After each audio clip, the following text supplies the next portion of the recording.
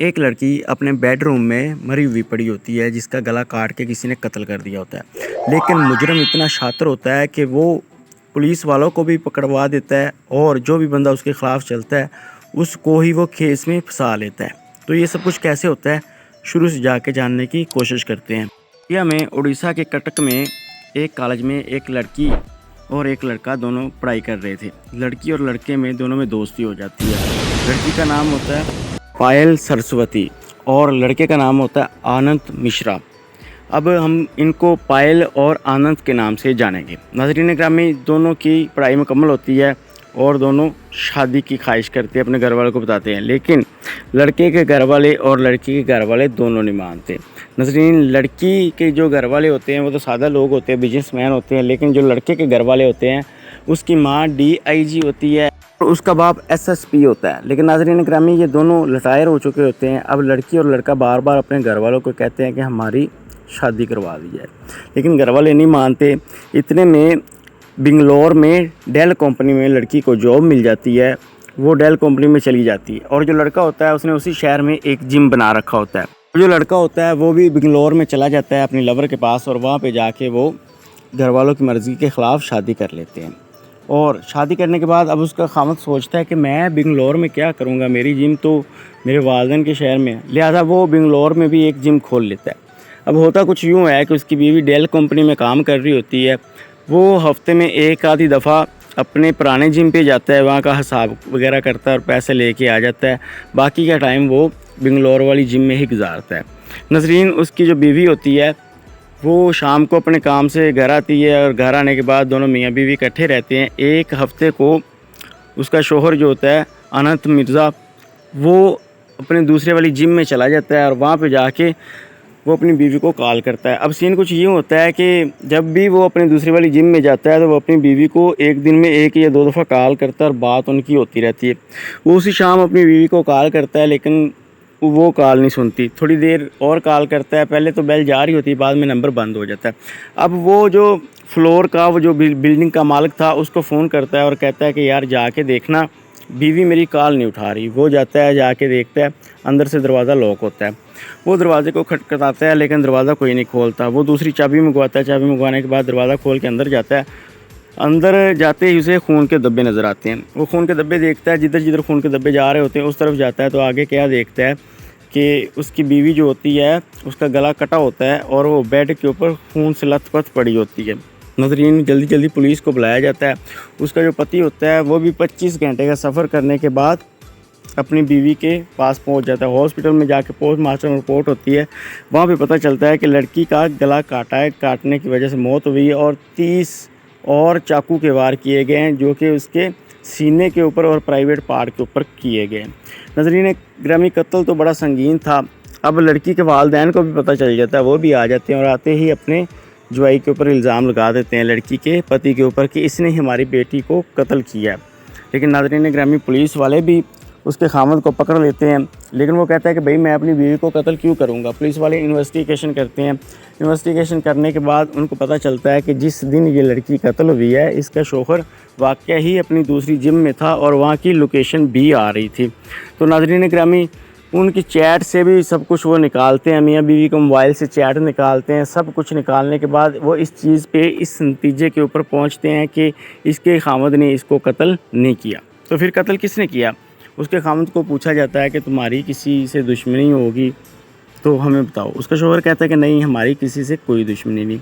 Police वाले दूसरे तरीके से जांच शुरू कर देते हैं। वो कहते हैं कि इनके घर वाले भी तो राज़ी नहीं थी, हो सकता है उनके घर वालों ने किसी ने कत्ल करवा दिया हो। सबसे पहले लड़के के घर वालों को इन्वेस्टिगेट किया जाता है लेकिन वहाँ से भी कुछ नहीं मिलता।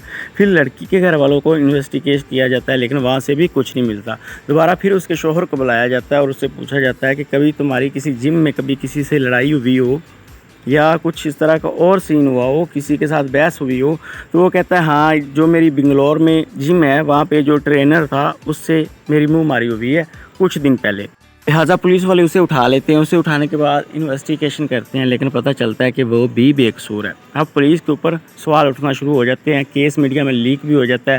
पुलिस वालों के लिए शर्म की बात हो जाती है। लिहाजा उन लोगों को हर सूरत में ये इन्वेस्टिगेशन मुकम्मल करनी होती है और अपनी साख्त बहाल करनी होती है। लिहाजा नाज़रीन ग्रामी, वो दोबारा उसके आनंद मिर्ज़ा को बुलाते हैं, उसके शौहर को, और दोबारा फिर तफसील से पूछते हैं कि कभी किसी और से कुछ लड़ाई हुई हो, कुछ और हुआ हो तो हमें बताओ।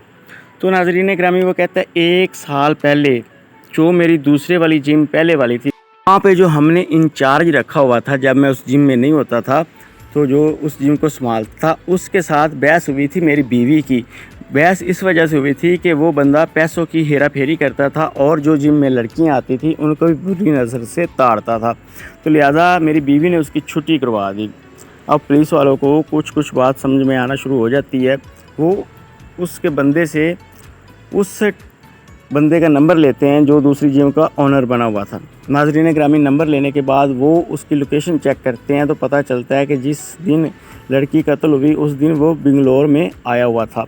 अब नाज़रीन ग्रामीण उसकी एग्जैक्ट लोकेशन निकाली जाती है और उसको जाके पकड़ लिया जाता है। पकड़ने के बाद उससे पूछ-गुछ होती है।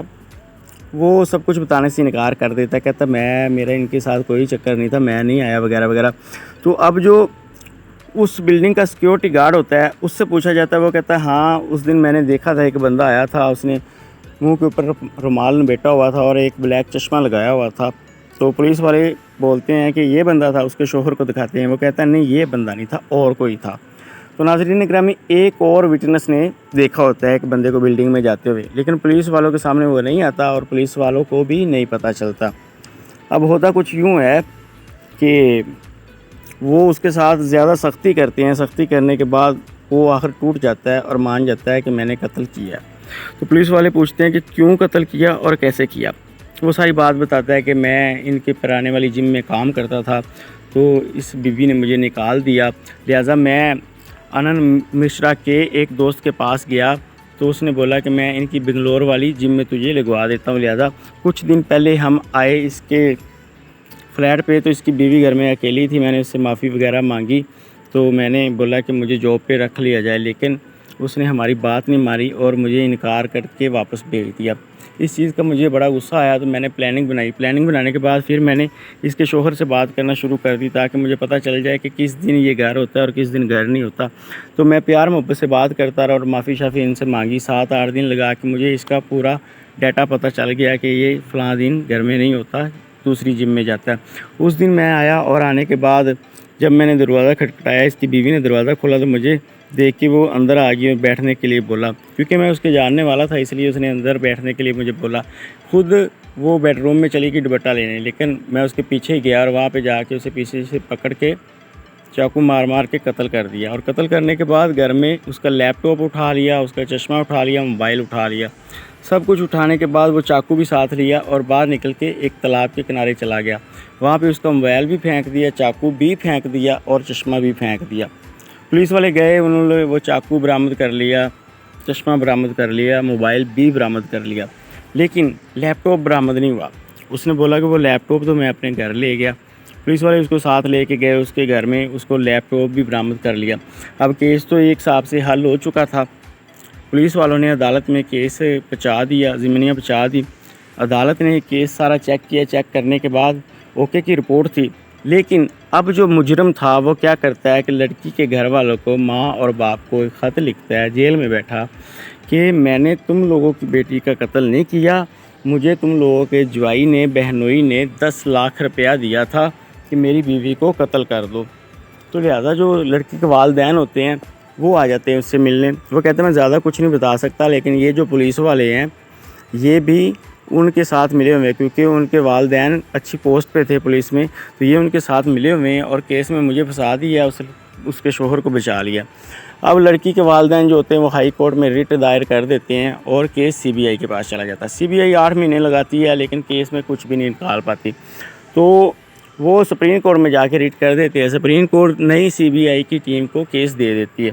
नई सीबीआई की जो टीम होती है वो भी वही सब कुछ निकालती है जो पुलिस ने निकाला होता है। अब होता भी कुछ यूँ है कि जब लड़की कत्ल हुई होती है तो उसके ना जिस्म के ऊपर से कुछ बाल मिलते हैं और उसके नाखूनों में डीएनए भी फंसा होता है। वो बाल जो होते हैं वो भी उसके साथ मैच कर जाते हैं मुजरम के साथ, उनका डीएनए, और जो नाखूनों में डीएनए फंसा होता है वो भी मैच कर जाता है, और उसकी जैकेट के ऊपर जो खून के धब्बे लगे होते हैं वो भी कातिल होने वाली लड़की से मैच कर जाता है। लेकिन जो सीबीआई होती है वो अपनी जांच करती है, तो वो जो बंदा बिल्डिंग में जिसने उसे देखा होता है वो उस बंदे को भी तलाश कर लेती है और उसका भी साथ में शहादत लिख लेती है। अब ये पुलिस के लिए बड़ा मसला बन जाता है। तो पुलिस वाला दिल्ली में जाता है, वो बंदा उस टाइम दिल्ली में होता है, तो जो इन्वेस्टिगेशन इंचार्ज होता है वो दिल्ली में जाता है और उस बंदे का जाके बयान रिकॉर्ड करता है।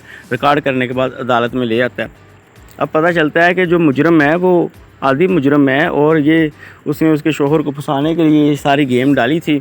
अब उसको 1 लाख रुपया जुर्माना हो जाता है और उम्र कैद की सज़ा हो जाती है।